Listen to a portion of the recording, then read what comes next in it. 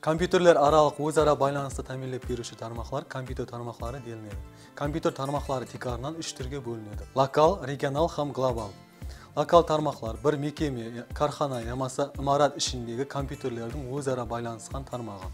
Регионал тармақ қала, район, мемлекет ішіндегі компьютерлердің өзара арнаулы ямаса телекоммуникация технологиялары жәрдемінде байланысқан компьютер тармағына айтылады. Глобал тармақлар бүткіл дүния компьютерлерінің локал һәм регионал тармақлар жәрдемінде телекоммуникация технологиялары менен байланысқан халықаралық тармағы, глобал тармақ делінеді.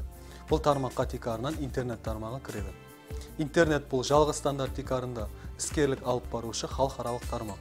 Ол инглишше сөз болып International Network һәмде Interconnected Network сөзлерінен келіп шығып, біздіңше халықаралық тармақ деген маңызды білдіріледі.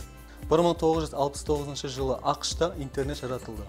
ақш университетінің бір қанша алымлары бұл тармақ бойынша көптеген күшін сарып етіп, рауажландыру бойынша бірқатар іс-илажлар алып барды. 1970 жылы бұл тармақтың интернет технологиялары тарауын рауажландыра бастады. Һәм 1983 жылы интернет технологиясына толығыменен өтілді. 1990 жылларға келіп, ақш пенен бірқатарда Европа мемлекетлерінің 100-ден астам компьютер тармақлары бұл тармаққа біріктірілді.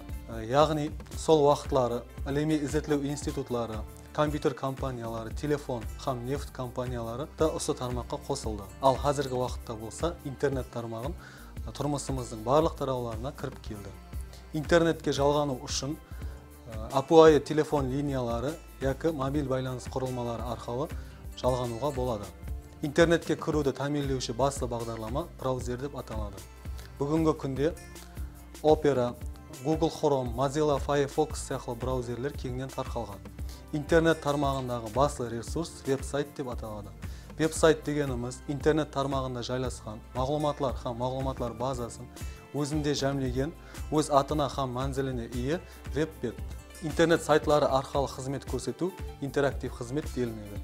Интерактив қызмет көрсететін ең үлкен сайт болса веб-портал делінеді. Интернет тармағында бар болған сайтлар бірнеше категорияларға ажыратуға болады. Білімлендіру тарауындағы сайтлар.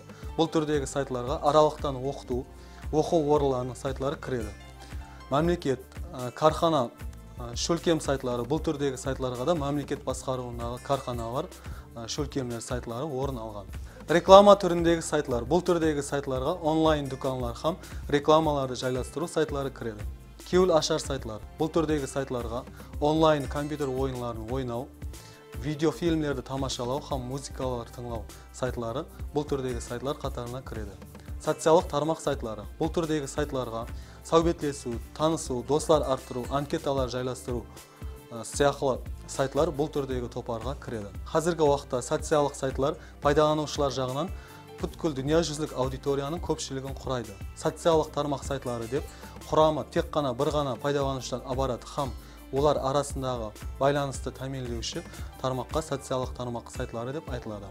Дегенменен бұлардың арасында бұзушы идеяларды насихатлаушы һәм сәулелендіруші интернет пайдаланушыларына кері тәсірін тигізуші сайтлардан ұшырасады.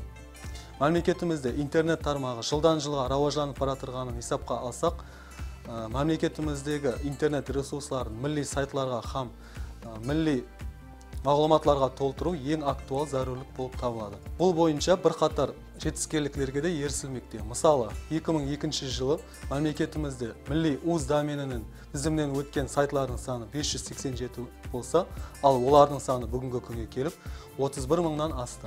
Интернет бұл мыслы океанға мегзес, ондағы информациялар толқыны жылдан жылға күшейіп бармақта. Интернет пайдаланушылары арасындағы бір қарағанда кіші хабардың өзі глобаласу тарихынан үлкен күшке еніп, көзге көрінбейтұғын, бірақ оның зиянын еш нәрсемен қаплап болмайтұғын үлкен зиян келтіруі мүмкін. Сондықтан интернет тармағынан пайдаланғанда пайдалы һәм зарарлы затларға пайдалансақ мақсатқа муафиқ болады.